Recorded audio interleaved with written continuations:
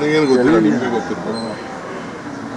ಒಂದು ಮಾತ್ರ ಹೇಳ್ತಾ ಇದ್ದೀನಿ, ಯಾವ್ದಾದ್ರು ಅರ್ಥಗರ್ಭಿತವಾಗಿ, ಯಾವ್ದಾದ್ರು ಜನದ ಪರವಾಗಿ ಈಗ ಕೃಷ್ಣರು ಪಾದಯಾತ್ರೆ ಮಾಡ್ತಾರೆ ಕಾವೇರಿಗೋಸ್ಕರ, ಹಿಂದೆ ಚಡ್ಡಿ ಮೆರವಣಿಗೆ ಭಾರತಜಿಯವರು ಭಾರತವನ್ನು ಒಂದುಗೂಡಿಸಲಿಕ್ಕೆ, ಭ್ರಷ್ಟಾಚಾರ ನಿರ್ಮೂಲ ಮಾಡಲಿಕ್ಕೆ, ಬೆಲೆ ರೀತಿಯನ್ನು ತಡೆಗಟ್ಟಲಿಕ್ಕೆ ರಾಹುಲ್ ಗಾಂಧಿ ನಾವು ಗಣಿ ಲೂಟಿ ಆಗ್ತಾಯಿತ್ತು, ದೇಶದ ಸಂಪತ್ತು ಹೋಗ್ತಾಯಿತ್ತು, ಅದನ್ನು ತಡಿಲಿಕ್ಕೆ ಒಂದು ಕಾನೂನನ್ನು ತರಲಿಕ್ಕೆ ನಾವು ಬಳ್ಳಾರಿ ಯಾತ್ರೆ ಮಾಡ್ತೀವಿ. ಕಾವೇರಿ ಜನಾಂಗ ಪ್ರದೇಶದ ಜನರಿಗೆ ಹಾಸನ, ಮಂಡ್ಯ, ಮೈಸೂರು, ಚಾಮರಾಜನಗರ, ಬೇಲೂರು ಎಲ್ಲರಿಗೂ ಅನುಕೂಲ ಆಗಿದೆ ಅಂತೇಳಿ ಮೇಕೆದಾಟಿಗೆ ಪಾದಯಾತ್ರೆ ಮಾಡ್ತೀವಿ. ಕೃಷ್ಣ ಕಡೆ ಅದನ್ನು ನಡಿಗೆ ಅಂದ್ಬಿಟ್ಟು ಅಲ್ಲಿಂದ ಕುಳಿಸೋಣ ಮಾಡ್ತೀವಿ. ಈಗ ಇವರೇನಾದ್ರು ಮಾತಾಡ್ತಾ ಇರೋದು ಏನೋ ಸದ್ದಿದೆಯಾ? ಏನು ಸದ್ದಿಲ್ಲ. ಇಶ್ಯೂ ಏನಿದೆ?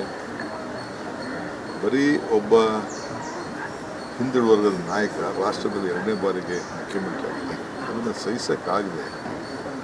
ಯಾವ್ದಾದ್ರು ಇಶ್ಯೂ ಮೇಲೆ ಇದ್ರೂ ಪರವಾಗಿಲ್ಲ, ಅವ್ರದೇ ದೊಡ್ಡ ತಟ್ಟೆಯಲ್ಲಿ ಹೆಣ ಇಟ್ಕೊಂಡು ಇವತ್ತೇನು ಪಾದಯಾತ್ರೆ, ಏನು ಜನ ಏನು ಸ್ಪಂದಿಸ್ತಾರೆ, ದಳದ ಕಾರ್ಯಕರ್ತ ಇಲ್ಲ, ಹೊಡೆದಾಡ್ಕೊಳ್ಳಿ ಏನು ಬೇಕಾದ್ರೆ ಮಾಡಿ, ಅವ್ರ ಕಾರ್ಯಕರ್ತ ಇಲ್ಲ. ಈಗ ಕಂಪ್ಲೀಟ್ ಮಂಡ್ಯ, ನಮ್ಮ ರಾಮನಗರ ಜಿಲ್ಲೆ, ಈಗೆಲ್ಲ ನಿಮ್ಮ ಹತ್ರ ವಿಡಿಯೋ ಇದೆಯಲ್ಲ, ಅದೆಷ್ಟು ಜನ ದಳದವ್ರು ಬಂದಿದ್ರು, ಎಷ್ಟು ಜನ BJP ಇದ್ರು, ಇಡೀ ರಾಜ್ಯದಿಂದ ಹೊರಗಡೆ ಬಂದಿದ್ದಾರೆ, ಕೆಲವು ಕಾರ್ಯಕರ್ತರು ಬಂದಿದ್ದಾರೆ. ಎಲ್ಲಿದೆ ಅವ್ರಿಗೆ ದಳದ ಕಾರ್ಯಕರ್ತರು, ಎಲ್ಲಿದೆ ಅವ್ರು ಹೊಂದಾಣಿಕೆ?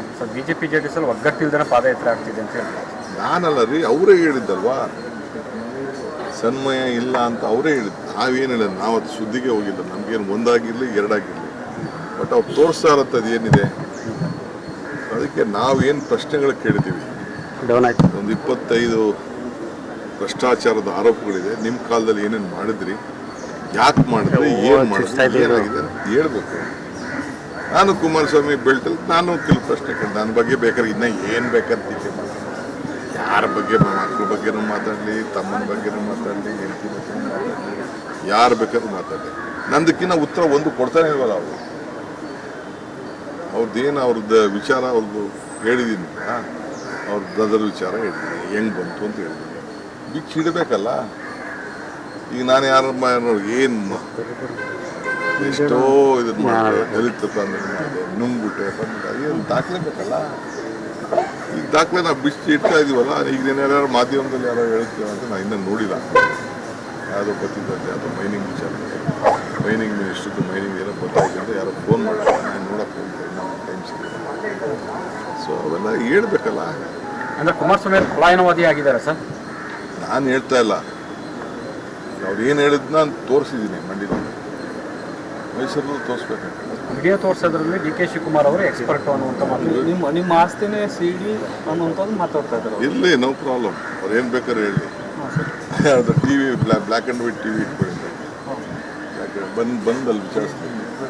ನಮ್ಮಪ್ಪ ಉಳ್ಳಿ ಮಾಡ್ತಿದ್ನೋ, ನಮ್ಮ ತಾತ ಉಳ್ಳಿ ಅಳಿತಿದ್ರು, ರಾಗಿ ಅಳ್ತಿದ್ರು, ಕಡಲೆಕಾಯಿ ಅಳ್ತಿದ್ರು, ನನ್ನ ಮನೆ ಎಮರ್ಜೆನ್ಸಿಲಿ ರೇಡ್ ಆದಾಗ ಚಿನ್ನ ತಂದು ಬಿಸಾಕಿದ್ರು, ಇದ್ದಿರಲಿಲ್ಲ. ಅದೆಲ್ಲ ನೆಕ್ಸ್ಟ್ ಪಾಯಿಂಟ್. ಅವೆಲ್ಲ ಉಳ್ಳಿನೇ, ಈಗೂ ತಿನ್ನೋದು ನಾವು ಉಳ್ಳಿನೇ, ನಮ್ಮನೆ ತಿನ್ನೋದು ಈಗ ಉಳ್ಳಿನೇ, ನಾನು ತಿನ್ನೋದು ಕಡಲೆಕಾಯಿನೇ, ರಾಗಿನೇ. ಅವೇನು ಬೇರೆ ಏನು ಬೆಳೀತಾ ಇದ್ದು ಅಂತ ಹೇಳಿ ಮಾಸಿ ಎಷ್ಟು ತಂದು ಕೇಳಿ. ಕುಮಾರಸ್ವಾಮಿ ಅವರಿಗೆ DK ಶಿವಕುಮಾರ್ ಅವರ ಆನ್ಲೈನ್ ಅಜೆಂಡಾ ರೀತಿಯಲ್ಲಿ ಆಗಿರೋದು ಯಾಕೆ? ಇಟ್ಕೊಳ್ಳಿ ಬಿಡಿ, ಅವೆಲ್ಲ ಏನು ನಾವೇನು ಅದಕ್ಕೇನು ತಲೆಯನ್ನು ಕೆಡಿಸ್ಕೊಳ್ಬೇಕು ಸರ್. ಈಗ 2007ರಲ್ಲಿ ಕುಮಾರಸ್ವಾಮಿ ಮುಖ್ಯಮಂತ್ರಿ ಆದಾಗ ಇದು ಸಂಡೂರಲ್ಲಿ 550 ಎಕರೆ ಅಕ್ರಮವಾಗಿ ಕಂಡು ರಾಜ್ಯಪಾಲರು ಕೂಡ ಪ್ರಾಸಿಕ್ಯೂಷನ್ ಕೊಡೋಕ್ಕೆ ಹಿಂದೇಟ್ ಆಗ್ತಿದ್ದಾರೆ. ನನಗೆ ಅವರು TV ಯಾರೋ ಹೇಳಿದ್ದು ನಾನು ಇನ್ನೂ ನೋಡಿಲ್ಲ. ಏನು ಹೇಳಿದ್ರು ಅಂದರೆ ಚಾರ್ಜ್ ಶೀಟ್ ಆಗಿದೆ ಅಂತೆ, ಸುಪ್ರೀಂ ಕೋರ್ಟಿಂದ ಅವರು ಅದಕ್ಕೆ ಎನ್ಕ್ವೈರಿಗೆ ಬಂದಿತ್ತಂತೆ. ಸುಪ್ರೀಂ ಕೋರ್ಟಿಂದ ಇದ್ರ ಬಗ್ಗೆ ತನಿಖೆ ಮಾಡಿ ಅಂತ ಹೇಳಿದ್ರಂತೆ. ಸುಪ್ರೀಂ ಕೋರ್ಟ್ ತನಿಖೆ ಮಾಡಿದ್ಮೇಲೆ ಇದು ಲೋಕಾಯುಕ್ತವನ್ನು ತನಿಖೆ ಮಾಡಿದಂತೆ. ತನಿಖೆ ಮಾಡಾದ್ಮೇಲೆ ಚಾರ್ಜ್ ಶೀಟ್ ಇದನ್ನು ಗವರ್ನರ್ಗೆ ಪ್ರಾಸಿಕ್ಯೂಷನ್ಗೆ ಪರ್ಮಿಷನ್ ಕೇಳಿದ್ರಂತೆ. ಗೌರ್ಮೆಂಟ್ಗೆ ಪ್ರಾಸಿಕ್ಯೂಷನ್ ಪರ್ಮಿಷನ್ ಕೇಳಿದಂತೆ. ಗವರ್ನರ್ ಫೈಲ್ ಹಂಗೆ ಇಟ್ಕೊಂಡಿದ್ದಾನೆ ಅಂತ ಆ ಟಿ ವಿ ಹೇಳ್ತಿದ್ರು.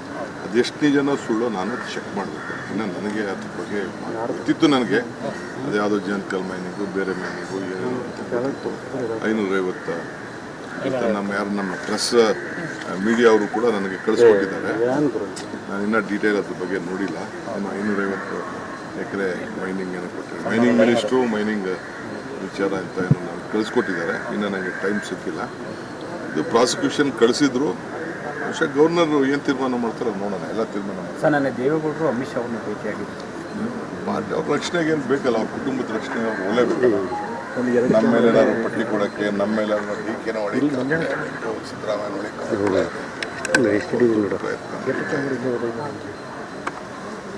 ನಡೀತೀನಿ ನಾನು. Target ನೀವೇನಾ sir? ಯಾರನ್ನಾರು ಮಾಡ್ಕೊಳ್ಳಿ, ನಡೀರಿ. ಅಲ್ಲ ಸರ್, CM ಇಬ್ಬರನ್ನ ಚಕ್ರವ್ಯೂಹದಲ್ಲಿ ಸಿಲುಕಿದ್ರೆ ಸರ್ಕಾರನ ಸುಲಭವಾಗಿ ಇದು ಮಾಡ್ಬೋದು ಅನ್ನೋ ಥರದ್ದು ಯಾವ ಥರ? ಅಯ್ಯೋ ನೋಡಪ್ಪ, ದಿನ ಅದೇನೋ ಹೇಳ್ತಾರಲ್ಲ, ದಿನ ಅಳವ್ರಿಗೆ ಅಳವ್ರು ಯಾರು ಅಂತ. ನಮ್ಮ ದಿನ ಬೆಳಗ್ಗೆ ಇವತ್ತೆಲ್ಲ ಗೋಳಿದ್ದಿದ್ದೆ, ಇದನ್ನು ಹೋರಾಟ ಮಾಡ್ಕೊಂಡು ಬಂದಿದ್ದೀವಿ, ಮುಂದಕ್ಕೂ ಮಾಡ್ತೀವಿ. ಸರ್, ಈಗ ಅವರು ಬ್ರದರ್ ದಾಖಲೆಗಳನ್ನೇನಾದ್ರು ಬಿಚ್ಚಿಟ್ಟು ಅಂತ ಕೆಲಸ ಮಾಡ್ತೀರಾ ಅಂತ ಸರ್? ಅದೆಲ್ಲ ಮಾಡಲೇಬೇಕಾಯ್ತದೆ. ಒಳ್ಳೆ ಕತೆ ಆಯ್ತಲ್ಲ. ಕೆಲ ಟೈಮು ಮುಹೂರ್ತ ಶುಭಗಳಿಗೆ, ಶುಭವಾರ ಶುಭ ನಕ್ಷತ್ರ ಎಲ್ಲ ನೋಡ್ಬೇಕಾಗ್ತದೆ. ಫಸ್ಟ್ ಅವ್ರಿಗೆ ಹೇಳಿದೀವಿ, ನಮ್ದೇನೇನಿದೆ ಫಸ್ಟ್ ಬಿಚ್ಚಿ, ನಿಮ್ದು ಏನಿದೆ ಬಿಚ್ಚಿ ಅಂತ ಹೇಳಿ. ಅಧಿವೇಶನ ಕೂಡ ಕರೆದಿದ್ರಿ, ನೀವು ಬರಲೇ ಇಲ್ಲ ಸರ್ ಅವರು. ಅದಕ್ಕೆ 2 ಸತಿ ಕೇಳಿದೆ, ಬಾಪ ಈಗ ಅವ್ನ ತಮ್ಮನವ್ರು ಕಳಿಸ, ಅಣ್ಣನ ಕಳಿಸ್ಲಿ. ನಾನು ಸುಮ್ಮನೆ ಇಲ್ಲ ಹಾಕಿದ್ರೆ ನೀವು ಟಿ ವಿಯಲ್ಲಿ ಮಾಡ್ಬಿಡ್ತೀರಾ ಗೊತ್ತಾ. ಸುಮ್ಮನೆ ಎಲ್ಲೋ ಹೋಯ್ತದೆ, ಒಂದಿನ ನ್ಯೂಸ್ ಆಯ್ತದೆ, ಬಿಟ್ಟೈತೆ. ಮುಂದೆ ಜನ್ರೇಷನ್ಗೆ ಪಟ್ಟಿ ಓದಬೇಕು. ನಾ ಈಗ ಸ್ವಲ್ಪ ಟೈಮ್ ಇಲ್ಲ, ಎಲ್ಲ ತೆಗಿಸ್ತೀನಿ. ಸರ್, ನೀವೇ ದಾಖಲೆಗಳನ್ನ ಬಿಡುಗಡೆ ಏನು ಹೇಳಿದ್ರು ಅಂದರೆ ಚಾರ್ಜ್ ಶೀಟ್ ಆಗಿದೆ ಅಂತ. ಸುಪ್ರೀಂ ಕೋರ್ಟಿಂದ ಅವರು ಅದಕ್ಕೆ ಎನ್ಕ್ವೈರಿಗೆ ಬಂದಿತ್ತಂತೆ. ಸುಪ್ರೀಂ ಕೋರ್ಟಿಂದ ಇದ್ರ ಬಗ್ಗೆ ತನಿಖೆ ಮಾಡಿ ಅಂತ ಹೇಳಿದ್ರಂತೆ. ಸುಪ್ರೀಂ ಕೋರ್ಟ್ ತನಿಖೆ ಮಾಡಿದ್ಮೇಲೆ ಇದು ಲೋಕಾಯುಕ್ತವನ್ನು ತನಿಖೆ ಮಾಡಿದಂತೆ. ತನಿಖೆ ಮಾಡಾದ್ಮೇಲೆ ಚಾರ್ಜ್ ಶೀಟ್ ಇದನ್ನು ಗವರ್ನರ್ಗೆ ಪ್ರಾಸಿಕ್ಯೂಷನ್ಗೆ ಪರ್ಮಿಷನ್ ಕೇಳಿದ್ರಂತೆ. ಗೌರ್ಮೆಂಟ್ಗೆ ಪ್ರಾಸಿಕ್ಯೂಷನ್ ಪರ್ಮಿಷನ್ ಕೇಳಿದಂತೆ. ಗವರ್ನರ್ ಫೈಲ್ ಹಂಗೆ ಇಟ್ಕೊಂಡಿದ್ದಾನಂತೆ ಅಂತ ಆ ಟಿ ವಿ ಹೇಳ್ತಿದ್ರು. ಅದೆಷ್ಟು ನಿಜನೋ ಸುಳ್ಳೋ ನಾನು ಚೆಕ್ ಮಾಡಬೇಕು. ಇನ್ನು ನನಗೆ ಅದ್ರ ಬಗ್ಗೆ ಗೊತ್ತಿತ್ತು. ನನಗೆ ಅದ್ಯಾವುದೋ ಜಂಕಲ್ ಮೈನಿಂಗು ಬೇರೆ ಮೈನಿಂಗು 550 ನಮ್ಮ ಪ್ರೆಸ್ ಮೀಡಿಯಾ ಅವರು ಕೂಡ ನನಗೆ ಕಳಿಸ್ಕೊಟ್ಟಿದ್ದಾರೆ. ನಾನು ಇನ್ನೂ ಡೀಟೇಲ್ ಅದ್ರ ಬಗ್ಗೆ ನೋಡಿಲ್ಲ. ಇನ್ನು 550 ಎಕರೆ ಮೈನಿಂಗ್ ಏನೋ ಕೊಟ್ಟಿದ್ದಾರೆ. ಮೈನಿಂಗ್ ಮಿನಿಸ್ಟ್ರು ಮೈನಿಂಗ್ ವಿಚಾರ ಅಂತ ಏನೋ ನನಗೆ ಕಳಿಸ್ಕೊಟ್ಟಿದ್ದಾರೆ. ಇನ್ನು ನನಗೆ ಟೈಮ್ ಸಿಕ್ಕಿಲ್ಲ. ಇದು ಪ್ರಾಸಿಕ್ಯೂಷನ್ ಕಳಿಸಿದ್ರು. ಬಹುಶಃ ಗವರ್ನರ್ ಏನು ತೀರ್ಮಾನ ಮಾಡ್ತಾರೋ ನೋಡೋಣ. ಎಲ್ಲ ತೀರ್ಮಾನ ಮಾಡ್ತಾರೆ. ಸರ್, ನನ್ನ ದೇವೇಗೌಡರು ಅಮಿತ್ ಶಾ ಅವ್ರನ್ನ ಭೇಟಿಯಾಗಿದ್ದರು. ಅವ್ರ ರಕ್ಷಣೆಗೆ ಏನು ಬೇಕಲ್ಲ, ಅವ್ರ ಕುಟುಂಬದ ರಕ್ಷಣೆ ಅವ್ರು ಒಳ್ಳೇಬೇಕಲ್ಲ. ನಮ್ಮ ಮೇಲೆ ಏನಾದ್ರು ಪಟ್ಟಿ ಕೊಡೋಕ್ಕೆ, ನಮ್ಮ ಮೇಲೆ ಟೀಕೆನ ಹೊಡಿಕ್ಕೆ, ಸಿದ್ದರಾಮಯ್ಯ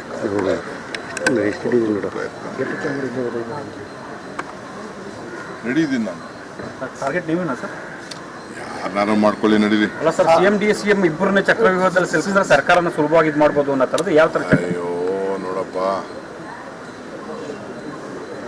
ದಿನ ಅದೇನೋ ಹೇಳ್ತಾರಲ್ಲ, ದಿನ ಅಳವ್ರಿಗೆ ಅಳವ್ರು ಯಾರು ಅಂತ. ನಮ್ಮ ದಿನ ಬೆಳಗ್ಗೆ ಇವತ್ತೆಲ್ಲ ಗೋಳಿದ್ದಿದ್ದೆ, ಇದನ್ನು ಹೋರಾಟ ಮಾಡ್ಕೊಂಡು ಬಂದಿದ್ದೀವಿ, ಮುಂದಕ್ಕೂ ಮಾಡ್ತೀವಿ. ಸರ್, ಈಗ ಅವರು ಬ್ರದರ್ ದಾಖಲೆಗಳನ್ನೇನಾದ್ರು ಬಿಚ್ಚಿಟ್ಟು ಅಂತ ಕೆಲಸ ಮಾಡ್ತೀರಾ ಅಂತ ಸರ್? ಅದೆಲ್ಲ ಮಾಡಲೇಬೇಕಾಯ್ತದೆ. ಒಳ್ಳೆ ಕತೆ ಆಯ್ತಲ್ಲ. ಕೆಲ ಟೈಮು ಮುಹೂರ್ತ ಶುಭಗಳಿಗೆ, ಶುಭವಾರ ಶುಭ ನಕ್ಷತ್ರ ಎಲ್ಲ ನೋಡ್ಬೇಕಾಗ್ತದೆ. ಫಸ್ಟ್ ಅವ್ರಿಗೆ ಹೇಳಿದೀವಿ, ನಮ್ದೇನೇನಿದೆ ಫಸ್ಟ್ ಬಿಚ್ಚಿ, ನಿಮ್ದು ಏನಿದೆ ಬಿಚ್ಚಿ ಅಂತ ಹೇಳಿ. ಅಧಿವೇಶನ ಕೂಡ ಕರೆದಿದ್ರಿ, ನೀವು ಬರಲೇ ಇಲ್ಲ ಸರ್ ಅವರು. ಅದಕ್ಕೆ 2 ಸತಿ ಕೇಳಿದೆ, ಬಾಪ ಈಗ ಅವ್ನ ತಮ್ಮನವ್ರು ಕಳಿಸ, ಅಣ್ಣನ ಕಳಿಸ್ಲಿ. ನಾನು ಸುಮ್ಮನೆ ಇಲ್ಲ ಹಾಕಿದ್ರೆ ನೀವು ಟಿ ವಿಯಲ್ಲಿ ಮಾಡ್ಬಿಡ್ತೀರಾ ಗೊತ್ತಾ. ಸುಮ್ಮನೆ ಎಲ್ಲೋ ಹೋಯ್ತದೆ, ಒಂದಿನ ನ್ಯೂಸ್ ಆಯ್ತದೆ, ಬಿಟ್ಟೈತೆ. ಮುಂದೆ ಜನ್ರೇಷನ್ಗೆ ಪಟ್ಟಿ ಓದಬೇಕು. ನಾ ಈಗ ಸ್ವಲ್ಪ ಟೈಮ್ ಇಲ್ಲ, ಎಲ್ಲ ತೆಗಿಸ್ತೀನಿ. ಸರ್, ನೀವೇ